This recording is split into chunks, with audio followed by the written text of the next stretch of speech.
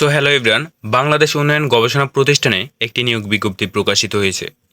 তো এখানে আছে বাংলাদেশ উন্নয়ন গবেষণা প্রতিষ্ঠান BIDS এর অফিস সহায়ক এর একটি স্থায়ী পদে সরাসরি নিয়োগের লক্ষ্যে নিম্নবর্ণিত যোগ্যতা সম্পন্ন প্রকৃত বাংলাদেশ নাগরিকদের নিকট হতে দরখাস্ত আহ্বান করা যাচ্ছে।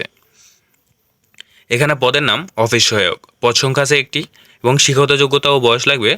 শিক্ষাগত যোগ্যতা লাগবে 8ম শ্রেণী পাস এবং বয়স অনূর্ধ্ব 30 বছর এবং বেতন স্কেল 8,250 টাকা থেকে 20,010 টাকা অবধি এবং বিভিন্ন ভাতাও পাবেন।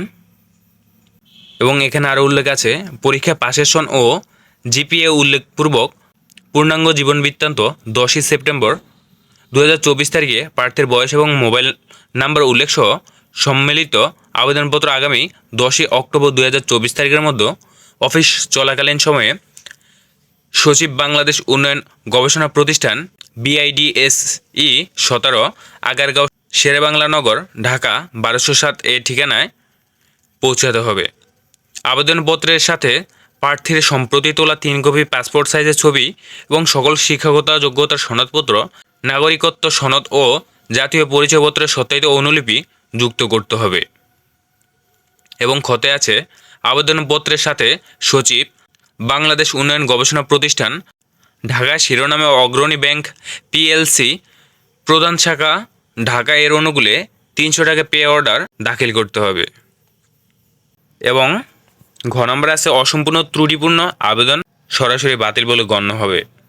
এবং 4 নম্বর আছে সরকারি আধা সরকারি স্বায়ত্তশাসিত প্রতিষ্ঠানে চাকরিরত প্রার্থীকে যথাযথ কর্তৃপক্ষের মাধ্যমে আবেদন করতে হবে।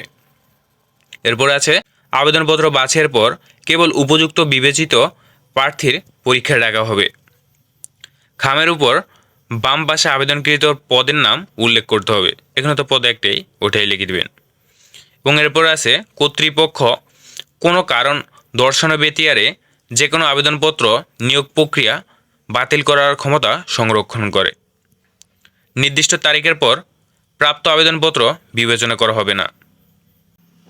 কোনো তথ্য গোপন করা বা ভুল তথ্য প্রদান করে চাকরিতে নিয়োগপ্রাপ্ত হলে সংশ্লিষ্ট প্রার্থীর নিয়োগাদেশ বাতিল করা হবে এবং তার বিরুদ্ধে আইনানুগ ব্যবস্থা গ্রহণ করা হবে।